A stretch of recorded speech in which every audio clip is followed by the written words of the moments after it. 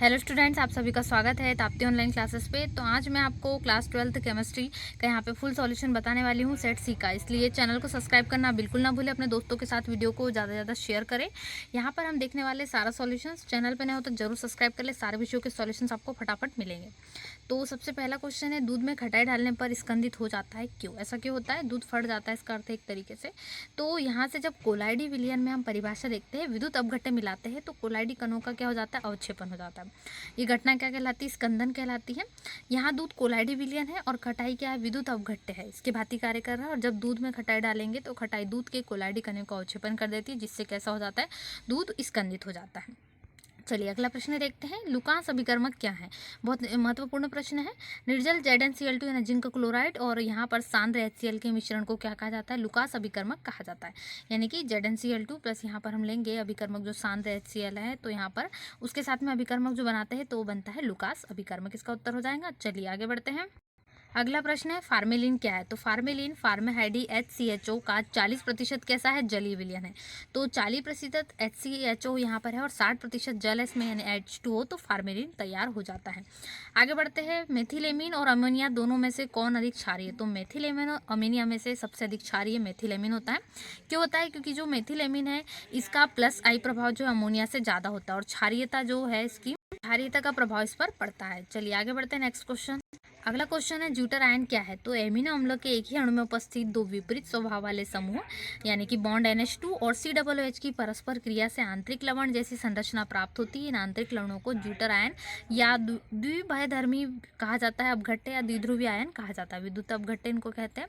और द्विध्रुवीय संरचना के कारण ये उभयधर्मी गुण अम्ल और क्षारक दोनों के गुण प्रकट करते हैं। जैसे कि RCHO यहाँ पर हम बता रहे हैं सूत्र में, इसको इस तरीके से COOH NH2 में, तो यहाँ पर जो बॉन्ड है ये खंडित हो जाते हैं बॉन्ड, और इस प्रकार से जो H है ये प्लस का, ये H यहाँ पर आपको इस प्रकार से विपरीत हो जाता है। तो ये आयन का यहाँ पर विद्युत अपघट्य का काम करता है।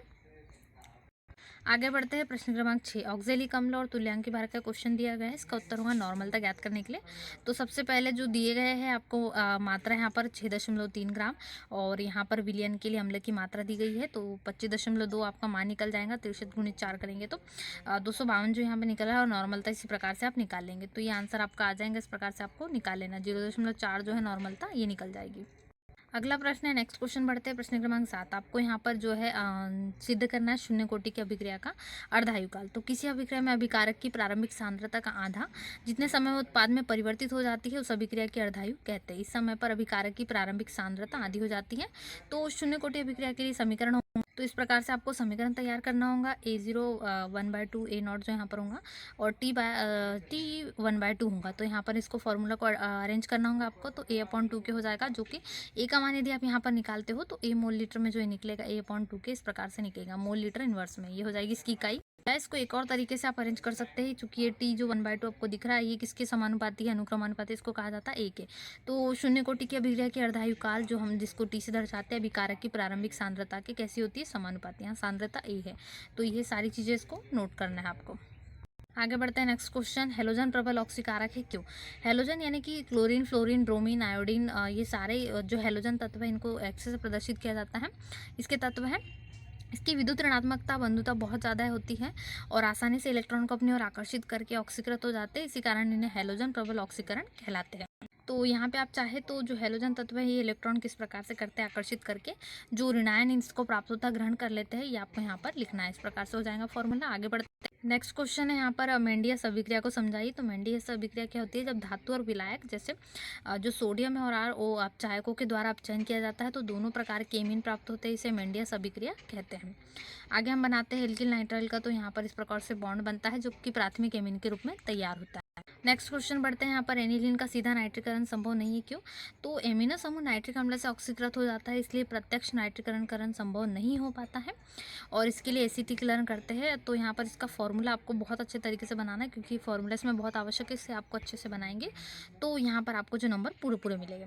कोई भी इसमें आपको फॉर्मूला बहुत अच्छे से करना होता है, केमिस्ट्री में खासकर आपको ध्यान रखना होता है, तो ये फॉर्मूला आपको इसके लिए प्रिपेयर करना है। दोनों तरीके से आप इसको फॉर्मूले को तैयार कर सकते हैं, जो यहाँ पर दिया गया है नाइट्रोएनिलीन, और यहाँ पर इस प्रकार से मुख्य और जो पी यहाँ पर ऑर्थोपेरा है जो आपको दिया गया, ये भी आप तैयार यहाँ पर बना सकते हैं। नेक्स्ट क्वेश्चन है परासरण क्रिया किसे कहते हैं, आपको बताना है। तो परासरण के लिए आपको यहाँ पर जो दिया गया पूरा परासरण लिख देंगे। जो पारगम्य झिल्ली में स्वतः प्रवाहित होते हैं इस प्रक्रिया को सारी प्रक्रिया परासरण कहलाती है। अब समपराश्रय विलयन क्या होता है?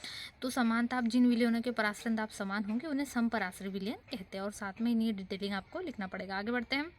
यहाँ पर आपको परासरण दाब का जैविक महत्व लिखना है। तो विभिन्न पादप गतियाँ परासरण द्वारा नियंत्रित होती हैं और जो रक्त कणिकाएँ है आरबीसी जिसे कहा जाता है इसके कारण पिचया फट जाती है।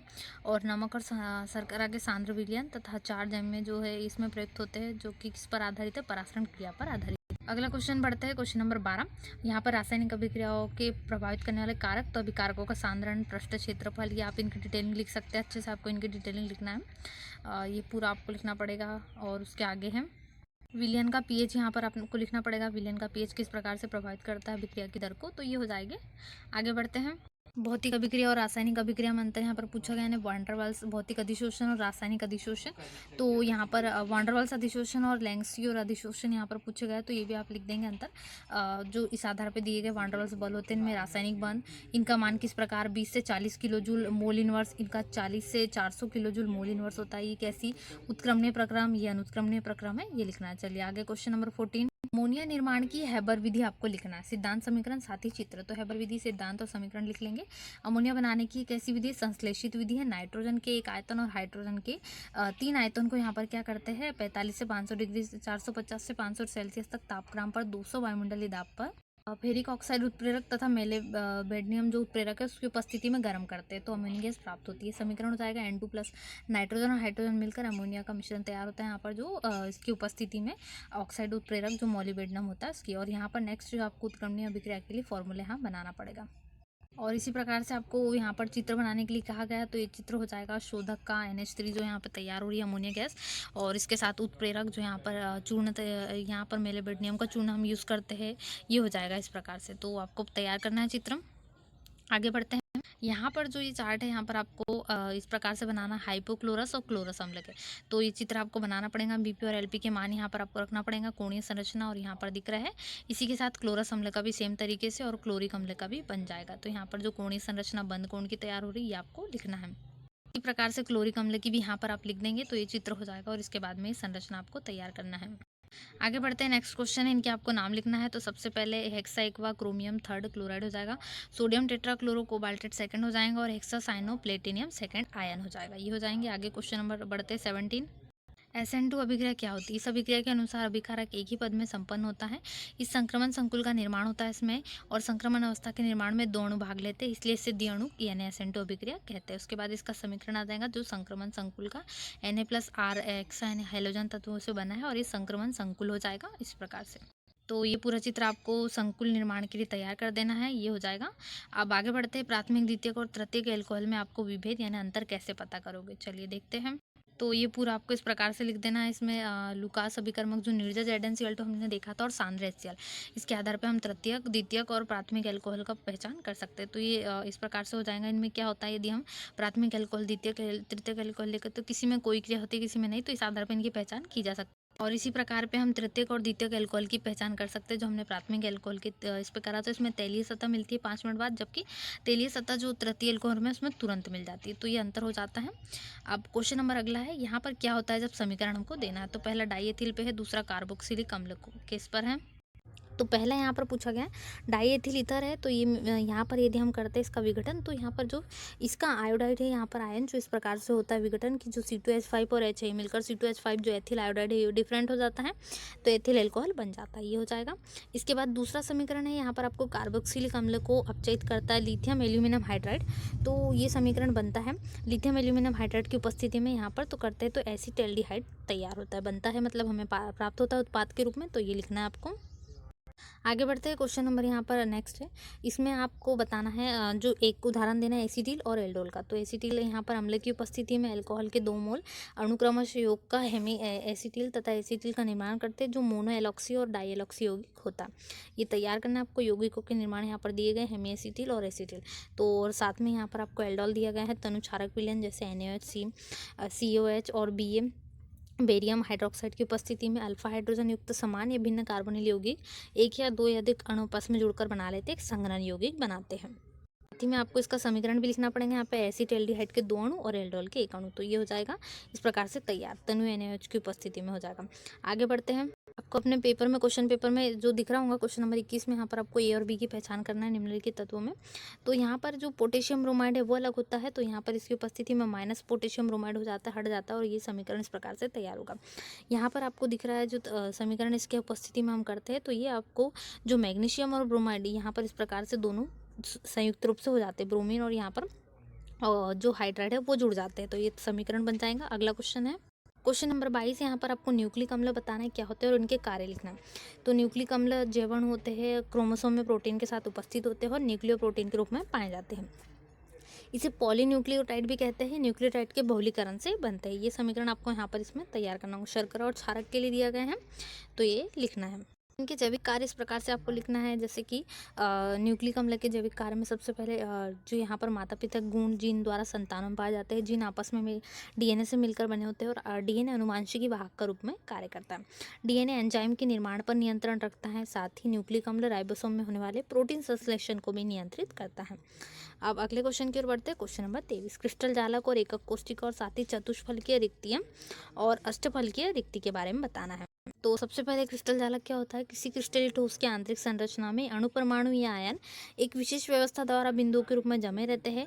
त्रिविम आकार में अणु, परमाणु और आयनों की एक इस नियमित ज्यामितीय व्यवस्था को क्या कहा जाता है? क्रिस्टल जालक कहा जाता है। अब एकक कोष्ठिका क्या होती है? किसी क्रिस्टल जालक का सूक्ष्मतम भाग बहुत छोटी छोटी समान इकाइयां जिसकी त्रिविम में बारंबार पुनरावृत्ति करने पर संपूर्ण क्रिस्टल जालक का निर्माण हो जाता है, उसे एकक कोष्ठिका या इकाई सेल कहते हैं। ये हो जाएगा उत्तर। आगे देखते हैं चतुष्फल की रिक्ति और अष्टफल की रिक्ति।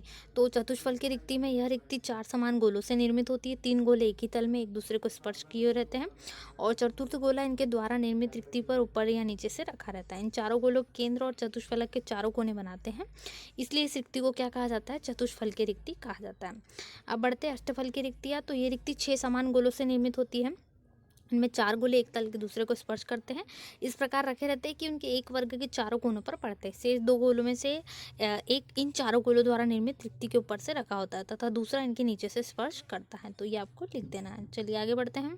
लेंथेनाइट संकुचन यहाँ पर पूछा गया है, तो लेंथेनाइट संकुचन के 2 कारण और 2 परिणाम भी लिखना है। तो यहाँ पर लेंथेनाइट संकुचन की परिभाषा हो जाएंगी, जिसमें परमाणु आयनिक त्रिज्या लेंथेनाइट तत्वों की घटती है और इसका कारण क्या है? कारण यहाँ पर लिखना पड़ेगा आपको, जो इसमें है नाभिक बाह्यतम कोश में जो इलेक्ट्रॉन उपस्थित होते हैं तो नाभिक के प्रति आकर्षण करते हैं। इस प्रकार से इलेक्ट्रॉन नाभिकीय में क्या करते हैं? आकर्षण के बाह्यतम इलेक्ट्रॉनों में बाधा उत्पन्न करते हैं। इसे परिरक्षण प्रभाव या लेंथेनाइट संकुचन कहा जाता है। अब लेंथेनाइट संकुचन के आपको परिणाम लिखना है। यहाँ पर ऑक्साइड जो तैयार हुए इसके, जैसे कि हम बात करते हैं लेंथेनाइट की, तो Ln2O3 और हाइड्रोक्साइड इसके तैयार करें तो क्षारीय गुण, तो इसके कारण इनके आयनों का आकार जो है वो घटता है और ये हाइड्रोक्साइड में और आयनों में मध्य संयोजक गुण बढ़ता है और यहाँ से जो हाइड्रोक्साइड है बहुत क्षारीय हो जाते हैं, जबकि जो इसके है Lu यदि बात करें दोनों की तो अलग अलग इसके कारण इनके कम क्षारीय होते हैं। इससे इनके तत्वों के परमाणु क्रमांक में क्या होती है? वृद्धि के साथ घटते जाते हैं। अब यहाँ पर लेंथेनाइट का कठिन पृथक्करण कैसे होता है ये भी आपको वर्णन यहाँ लिख देना है। यहाँ पर आपको लास्ट क्वेश्चन में क्या करना है? केवल रासायनिक समीकरण देना है, एसिटिलीकरण, कार्बोक्सिलीकरण और फिडलक्राफ्ट और सीमिट और क्लेमल्सन अपचयन देना है। तो एसिटिलीकरण के लिए समीकरण आपको बनाना पड़ेगा, फिर कार्बोक्सिलीकरण के लिए भी इस प्रकार से दोनों इक्वेशन सोडा लाइम की उपस्थिति में तैयार करना होगा। आगे बढ़ते हैं फिडल क्राफ्ट अभिक्रिया आपको यहाँ पर इस प्रकार से जो दी गई है ये लिखना है। तो फिडल क्राफ्ट अभिक्रिया देख सकते हैं, उसके बाद श्मिट अभिक्रिया है, तो इसका भी आपको इसी प्रकार से सूत्र लिखना है। आगे बढ़ते हैं, जो लास्ट है क्लेमेल्सन अपचयन, ये भी आपको इस प्रकार से लिख देना है। तो ये हमारा पूरा कंप्लीट सॉल्यूशंस यहाँ पर होता है जो हमने देखा केमिस्ट्री का सेट सी का। इसी प्रकार के आगे के सॉल्यूशंस के लिए आपको चैनल को सब्सक्राइब करना है। सबसे पहले वीडियो को लाइक करें, अपने दोस्तों के साथ शेयर करना बिल्कुल ना भूलें। ऐसे वीडियो के लिए सबसे पहले चैनल को सब्सक्राइब कर ले, वीडियो को लाइक कर दें। मिलते हैं नए वीडियो में। Thanks for watching.